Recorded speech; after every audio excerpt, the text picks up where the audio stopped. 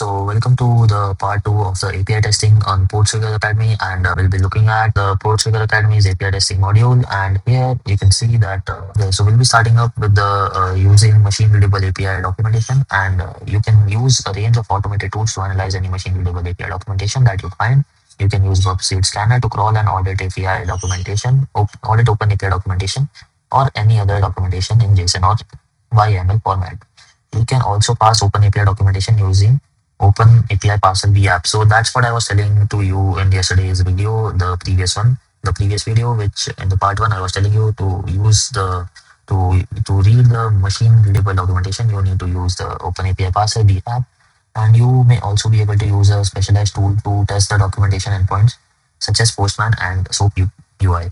So these are the two specialized tools whose name are Postman and SOAP UPI. So in future, if you want a video on this, I can make a video on Postman and SOAP UI to teach you how you can use those to read the machine readable documentation. And so moving forward, identifying API endpoints, you can also gather a lot of information by browsing applications that use the API. This is often worth doing even if you have access to API documentation. So this is mostly about how we can identify the API endpoints, and it is very important. As you have seen in the part one, we have identified the API endpoints and we have worked through it. We have gone through it. We have searched more about it, and we got to know that yeah, this user exists here, and we can delete that user with the options. So while browsing the application, look for the pattern that suggests API endpoints in the URL structure, such as the API. Also look out for the JavaScript file that contains these references to the API endpoints that you haven't triggered directly via the web browser. Pub Scanner automatically extracts some endpoints during crawls, but for more heavyweight extraction, use the JS link finder B app in the WebSuite app. I hope this is the B app is WebSuite app. I'm not very sure about it, but I'll I'll check on it, and we'll surely let you know in the next one. So you can also manually review JavaScript files in Burp, and interacting with API endpoints. Once you have identified API endpoints, interact with them using Burp Suite Repeater and Burp Intruder. So this enables you to observe the API's behavior and discover additional attack surfaces. And for example, you could investigate how the API responds to the changing HTTP methods and media types. Okay.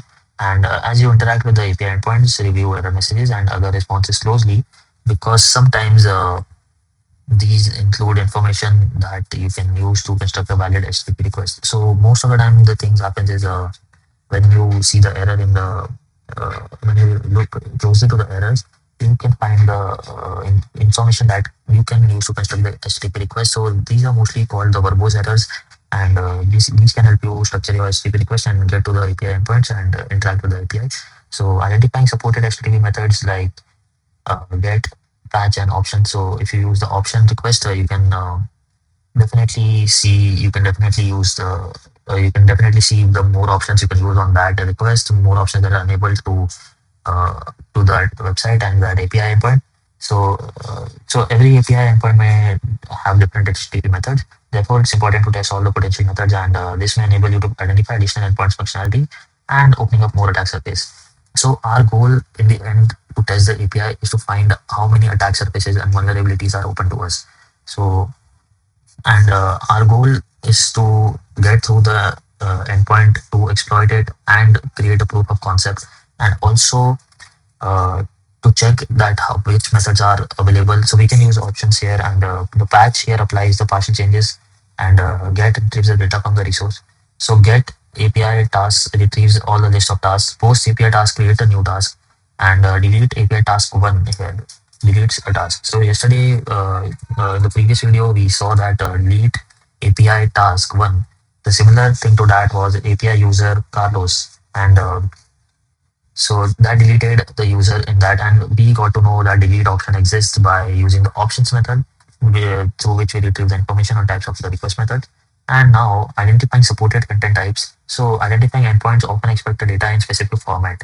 They may therefore behave differently depending on the content type of the data provided in the request.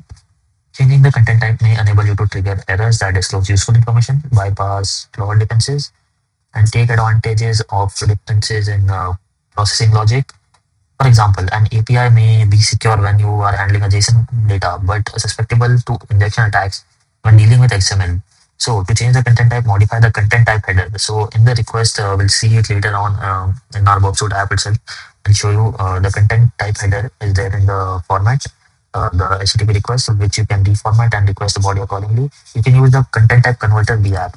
So if you look into it, there is content type converter application which we can use to transform the content type, and we can download that B app and convert JSON to XML, XML to JSON, body parameters to JSON, and body parameters to XML. So I was correct actually. This is PortSwigger's own app, the B app, which is I think the short form of WebSuite app. And as we can see here, we can convert these type of data, and we have a lab here. So we'll be going towards the lab and we'll find an exploit and a news API endpoint, and let's see how it goes and what does it expect. So to solve the lab, so what is the task of this lab? To solve the lab, exploit a hidden API endpoint to buy a lightweight elite leather jacket. You can log into your own account using Wiener and Peter. To solve this lab, you will need to know how to use error messages to construct a valid request, how HTTP methods are used by RESTful APIs, and how changing the HTTP method can reveal additional functionality. So we'll be solving this lab. So we'll access this lab and see you in the lab. Yeah. So we have this page now, and we have accessed the lab successfully. So this is like finding the and using an unused API endpoint. So what we're going to do now, we already have the username and password, which is Wiener and Peter. So for this, obviously we're going to be using the burp suite. So I'll be opening my burp suite here, and by the time I'll click, so we our goal is to basically buy this leather jacket, which is this lightweight leather jacket, and I'm gonna be viewing the details here. And yeah, so our burp is starting, and timeout connecting to this will will access our lab once again. And yeah, so our burp is already starting here, and we'll access this lab again, and we'll see. So the goal here is to use the like find and exploiting the unused API endpoint. So here, what does it mean? So unused API endpoint is something which is not used on the client side, and it is presented in the backend of the website, but it's not for the client. So first we'll do, so we'll check the lightweight leather jacket, and then this is loading. And okay, so this is the description to it, and we want to purchase this. Yes, so our goal is to buy this lightweight leather jacket. So first, what we'll do is we'll turn on our proxy. So we'll connect to our proxy with the verb suite, and then we'll go to, and yeah, we got the request here. We'll send this request to the repeater because as I already told you in the previous video that we use a repeater for uh, accessing the requests and to modify the request and get the response to see that how it works. We can place the order. We'll press the checkout, and there's the request get method. Here in the card, the error says that we are not logged in. And here in the HTTP request, we cannot see anything called content type or anything like that. But if I forward it and if we see here, we'll see the error message here. So please log in to continue. And if I log in with our account, which is Wiener and Peter, so what I'll do is I'll turn off the proxy as well, and we'll log in Wiener and Peter.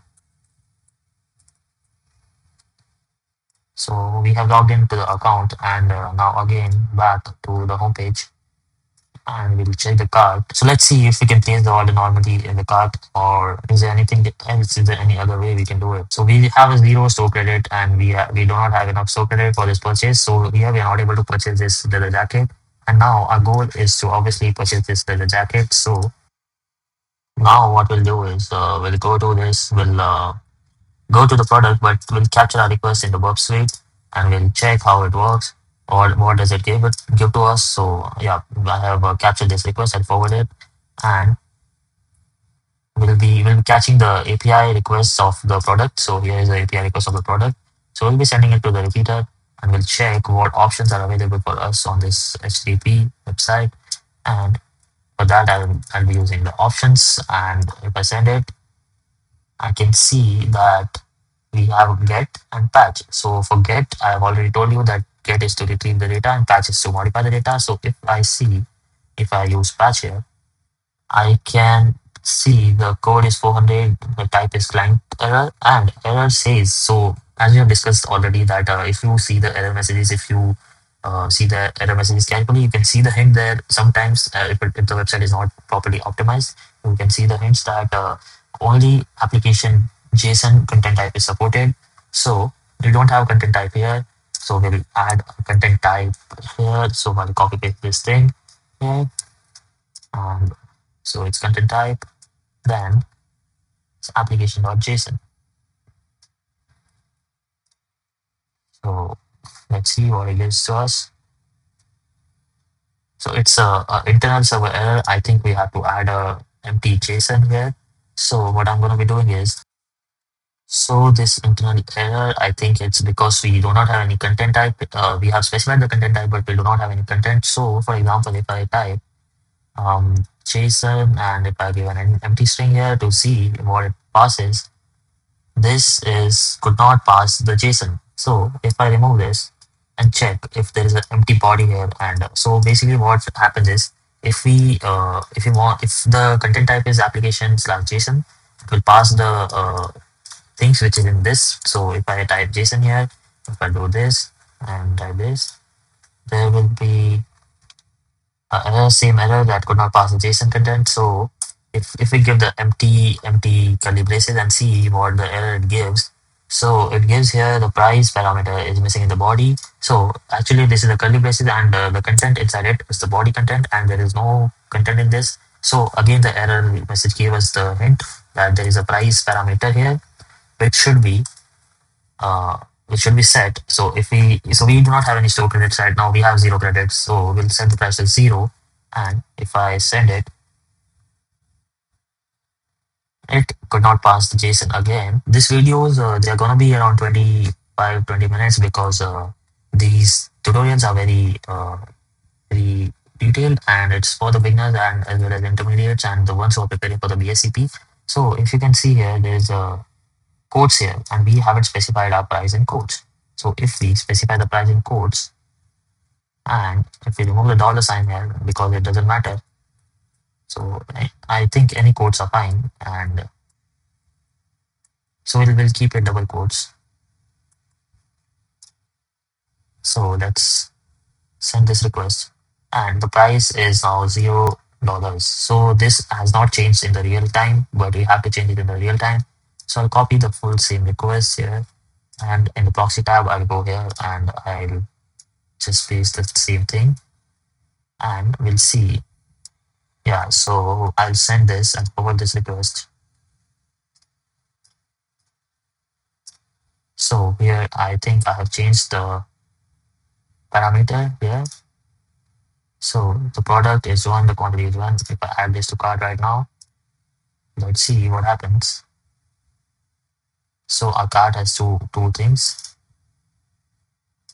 and so I have modified the API endpoint, the endpoint's price. So hopefully the price of the card should be changed. The price of the product in the card should be changed.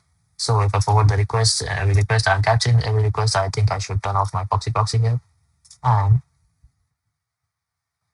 okay, so I'll turn off my proxy. And here you can see the price of the lightweight leather jacket is $0, and we have added 2 quantity here.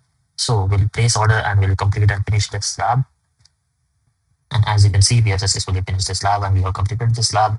So that's how it's done. We have found out and exploited an unused AI endpoint, and we'll be moving forward with the next one. And let's see what we have next. So we'll refresh this page and we'll see this lab is solved. And now we'll move on to the next one, and let's go to the next one. Let's see what we have next. So to identify the endpoints, you could use PortSwigger intruder to find other resources with the same structure, or like for example, you could add a payload to the update position of the path with a list of the common functions such as delete and add. So when looking for hidden endpoints, use word lists based on common API naming conventions and industry terms. make sure you also include terms that are relevant to the application based on your initial recon. So here it says that when you are using the intruder, you need to use a word list for the attack. So you can use the functions such as delete or add functions the to the common path, and you can check with the endpoints. And with your initial recon, you can also add a few keywords which you have found out in your initial recon. So finding hidden parameters. Um, what you're doing when you're doing API recon, you may find undocumented parameters like the API supports. You can attempt to use these to change the application's behavior. Burp includes numerous tools that can help identify hidden parameters. So Burp Intruder enables you.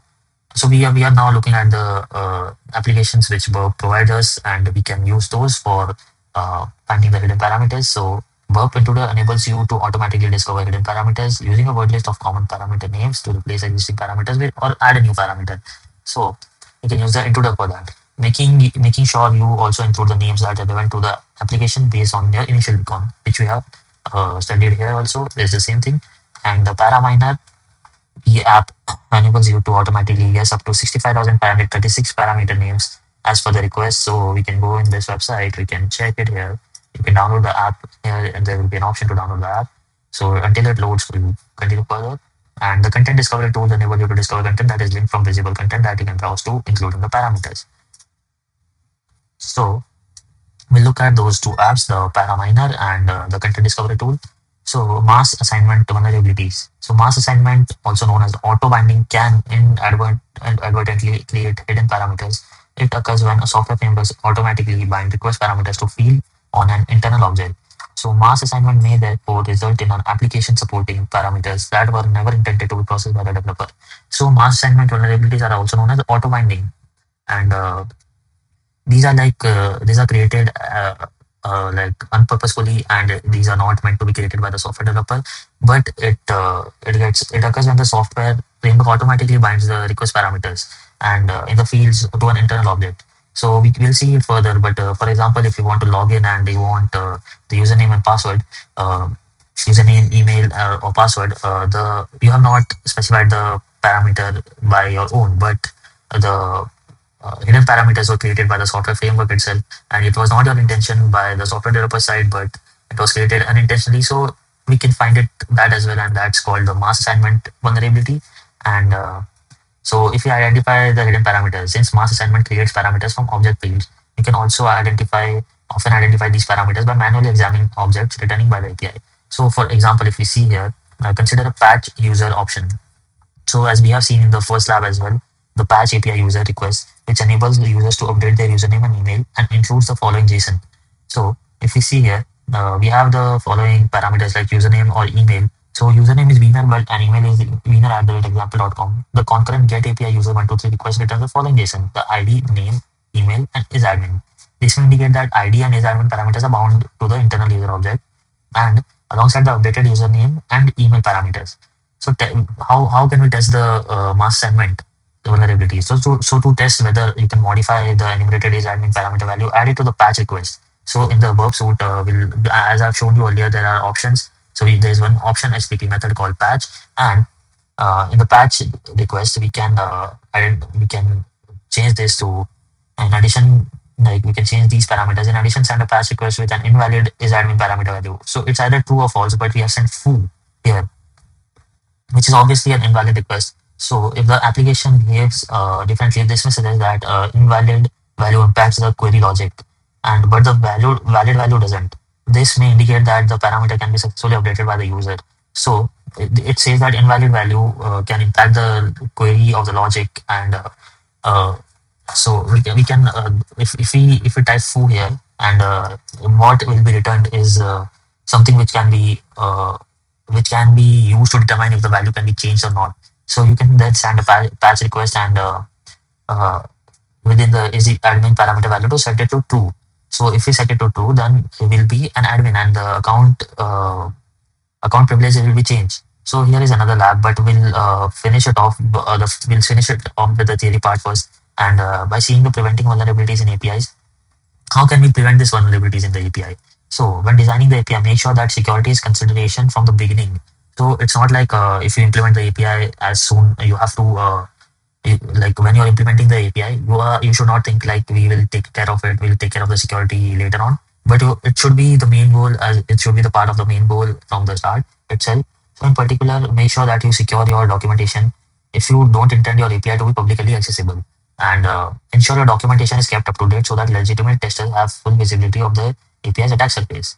And this can also this can so updating your documentation can also give a chance for legitimate attackers as well as the black hat hackers or unethical hackers to find out what is currently going on with the API, what are you using, what is your tech stack now, and apply and allow list of permitted HTTP methods. So as we have seen now, the HTTP methods and the requests are the major parts of the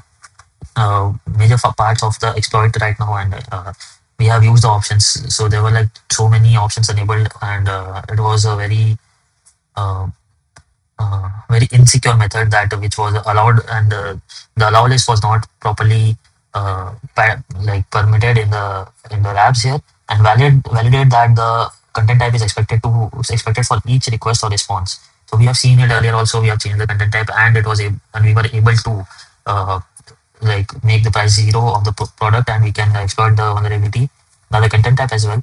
And so it's very necessary to validate it. Use generic error messages to avoid giving away information that may be useful for an editor. So yeah, to avoid the verbose vulnerability, this is one of the most important fix we should be looking at, because using a detailed error message can reveal some of the points which is not meant to be released to the attacker, and to which is meant to protect to your website. So use protective measures on all versions of your API, not just the current production version. So these are some preventing vulnerabilities in APIs. How can you prevent the vulnerabilities in API? And these are the few main points which we have to take care of. And now we'll be solving the lab, and we'll see what it is asking us for. So we have completed our preventing vulnerabilities in API part as well. So now we have only server-side parameter pollutions left, and a few API testing labs which we'll be looking at earlier. So there are like in five in total. We have solved two of them, this and the first one. So now we'll be moving on to with the third one, and there are two more labs which we'll be covering in the third part. So in the second part, I'll be finishing off with this lab also. Then we'll move on to the third part later on. So to solve the lab, find and exploit a mass assignment vulnerability to buy a lightweight leather jacket. Log into your account using the following credentials: Wiener and Peter. So this is the auto binding or the mass assignment vulnerability exploitation lab, and here the required knowledge is to solve this lab. You will need to know what mass assignment is. So we already know what mass assignment is, and why mass assignment may result in hidden parameters, how to identify hidden parameters, and how to exploit mass assignment vulnerabilities. So let's access this lab, and we'll capture our requests, and we'll see what is there in the lab first. We'll see what is the interface of our website, what it has to offer to us, and then we'll capture the request and we'll move forward. So now as we have accessed our lab here, we'll check what we have to do is we have to buy a lightweight leather jacket again. So but this time this will be with another method. So if I try to visit to the lightweight jacket here, it's the same thing. If I add it to cart, and if I try to place the order without logging into my ID here, it will show me the error. Hopefully, yes, it shows me the error to please log in and continue. So basically our goal is to buy this leather jacket for free, but the, but we have to exploit the website and then buy it for free. So if I go to my store, so my store credit is zero, so obviously I have to buy it in a different way. But the last one was to change the parameter of the API's like backend price. We have to change the price of the website in the backend, but this is the mass assignment vulnerability.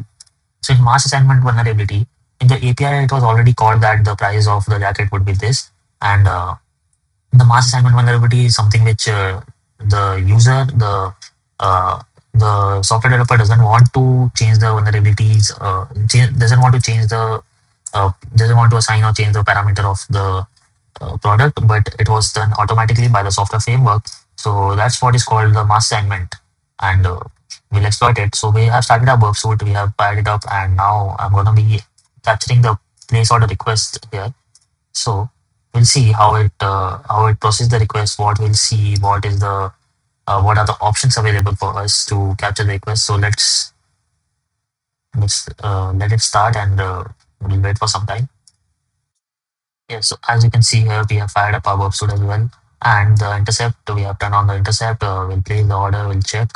We have captured the request here. And okay, so we have some few parameters here, which is in the post method. So in post method, it's like the between, so it's like between the get request and the, so the post request is like we are trying to change the, we can change the parameters in the post request here. So the chosen product is product ID is one, the quantity is one. We have sent it to repeater. Let's see what options is available for us. So if I see, there is a post option and get option. So if I choose the get option here, what do we have? We have the items price, and we have the discount percentage also. So chosen discount is something in percentage called this, and we have chosen product, so product ID and quantity and the item price. So the same thing we can see here as well. There's chosen product and the product ID and the quantity here. So we have something similar here as well. So if I copy this thing here, chosen discount and the percentage, so I copy this thing here, if I paste it here, and if I proceed with the post request, and if I change the percentage to something called X, let's see what it gives. So percentage, I know it must be in the numbers, but does it process the alphabet as well? So we can check. So unexpected X from the line to this. So this, so they are, it is processing this parameter, but not the X. So if I type 100 here, and if I do the post, the cart is confirming the order confirmation, order confirm true. So I think we have successfully exploited it. So let's see, we'll copy this request and we'll send it to Apoxy. We'll change this full parameter here. We'll forward it, we'll forward the request, and now we'll see the magic here. So this, the order is confirmed and it is true here. If we forward it, and if we forward this also, I'll turn off the interception, and your order is already placed, and we have solved the lab successfully. So this is a very good one, and we have successfully solved the lab. We have exploited the mass assignment vulnerability, which was really fun to do it, and we have already solved this lab. We'll refresh it and we'll see. So we have our proxy connected, so it will be hard for us to refresh. We'll refresh it once again, and as you can see here, our lab is solved. And we have successfully completed our API and API recon documentation, API endpoints, and finding the hidden parameters. And also we have seen few steps to prevent the vulnerabilities in API. Now we'll be moving on to server-side parameter pollution, and we'll be completing the few remaining labs of the API testing. So that was it for my part 2 for the API testing. Yeah, so that was it for my part 2 for the API testing, and mm, yeah, so that was it for my part 2 for the API testing. And as you know, that we have completed our API testing part, and now we'll be moving on to server-side parameter pollution, and we'll complete the remaining labs. So thank you for watching, and see you in the part 3 in the next video. Thank you.